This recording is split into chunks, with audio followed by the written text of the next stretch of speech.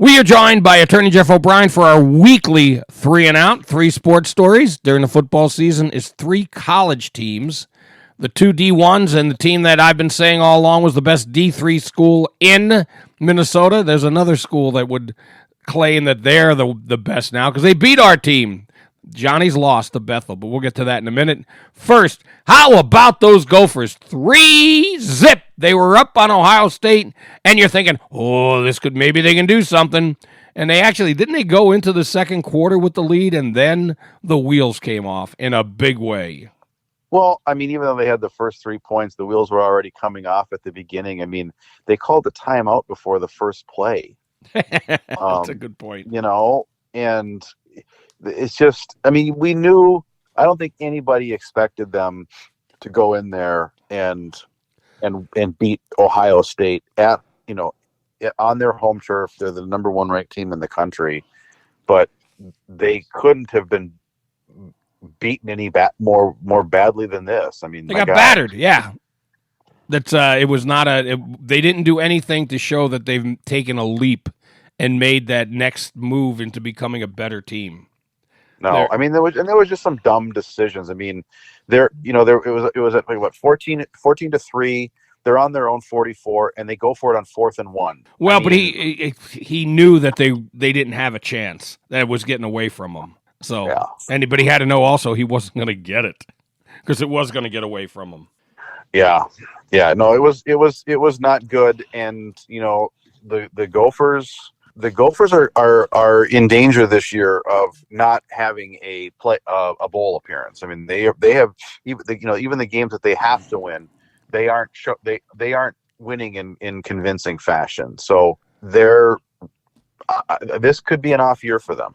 Well, but you know what though, it doesn't take a lot to get a bowl game, and if they get in the bowl game, doesn't matter what it could be the Tidy Bowl game or the Susquehanna Hat Company Bowl, which, by the way, that's a reference to an old Abbott and Costello bit. But anyway, after that meaningless game, PJ Fleck will treat it like they won the national championship. Yeah, but if you look at the rest of their schedule, Bob, I mean, they had Rutgers on the schedule, right? But they have Purdue, Nebraska, Iowa, Michigan State, Oregon, Northwestern, and Wisconsin. And they've got to find some, a couple more wins out of that. This could be tough. Well, they need 6, right?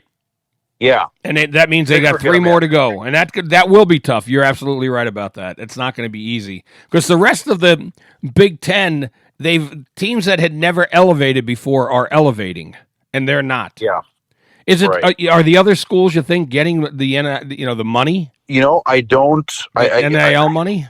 I can't believe that's all NIL money that's causing these schools to improve. I think it's just about, you have so many schools in the Big Ten, and it's luck of the draw, right? If they draw some of the schools that are kind of that lower tier like they are, then they have a shot. If they end up with more of the upper tier, like looks like this year, they're going to have a tough time. I mean, you look at this, Wisconsin hasn't been what it used to be, but it's still the trophy game, and they get up for that. They've struggled with Iowa. Nebraska's, getting better. They're not beating Oregon. Maybe they got a shot at Northwestern. I don't know how good Purdue is, but those are not schools typically that the Gophers have done well against. No.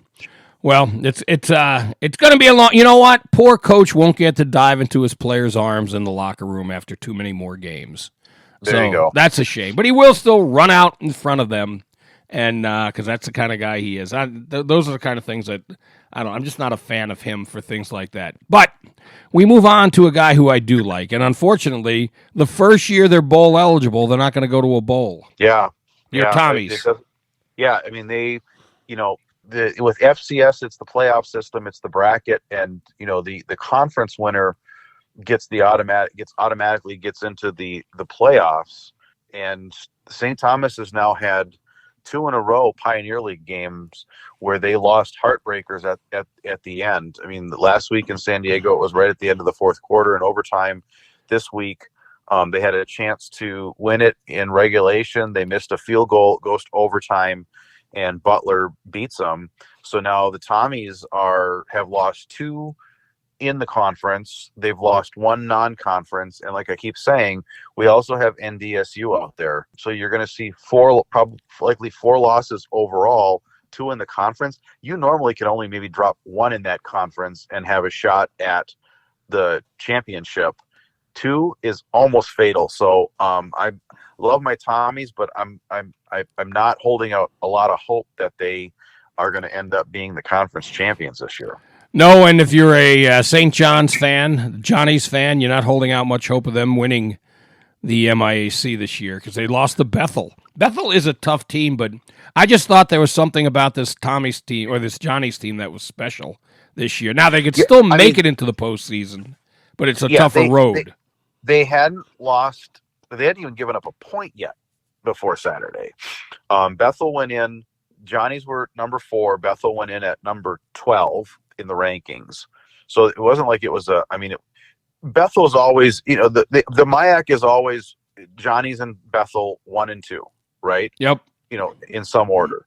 Bethel's been really good. Going back to the days when St. Thomas started to improve in D3, Bethel was improving right alongside of them. There were years where Bethel would upset St. Thomas, and so you had this kind of a three-way tie at the top with the Johnnies and the Tommies and the Royals back then. But now it really comes down to just those two teams.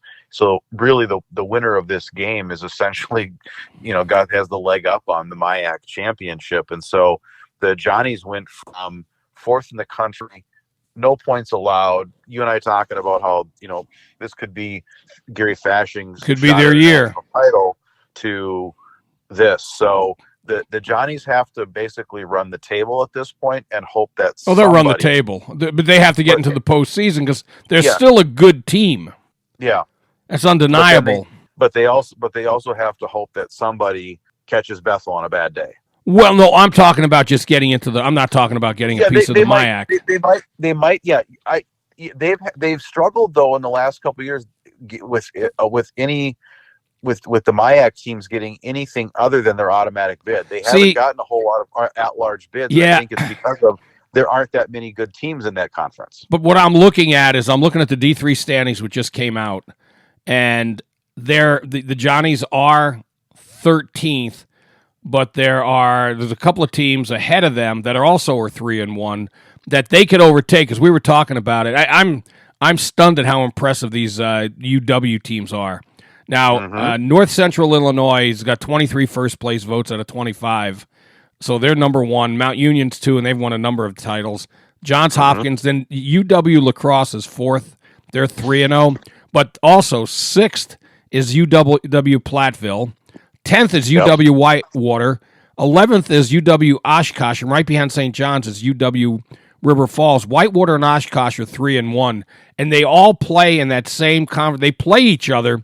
So chances are Whitewater or Oshkosh or La Crosse or Platteville are going to lose games. So if they can stay with one loss, they can get into that tournament. One would hope. I mean, there have been years where they have been ranked and didn't get into the playoffs. Well, it will be tough, though, because those other teams, because it is such a tough division or tough conference. So they won't put 4 of them in from the same conference. They do. The UW schools end up getting a better look because of the competition. But there's no way they're putting 4 of them in or 5 of them. No, they're not going to put 4 of them in. But what I'm saying is I think that whoever, whether it be the St. John's or Bethel, whoever ends up number 2 has a hard time getting in because of how bad the MIAC is. Yes, but Bethel has gotten in the last few years after not winning it, and actually have had some decent runs. So it's almost like when it's the opposite. When Bethel's on number 1 and Johnnies are number 2 in the conference, it's almost like they have it out for the Johnnies. No, well, I hope not. Because the they years punish when it ends up that way, the Johnnies have been screwed out of some playoff positions sometimes. Well, I'm going to be the optimist here, which is odd because usually you would be instead of me. And looking at it with all those UW schools, that a few of them aren't going to make it, and the Johnnies will be able to move up, and these other teams aren't all going to stay undefeated. There's no doubt about that. Right. So right. It'll start playing each other. They'll start getting some losses on them. Yeah. So we'll see how it plays out. All right, Jeff. Thank you so much. Maybe next week one of them will win. We'll take a quick break, and the BS show will be right back.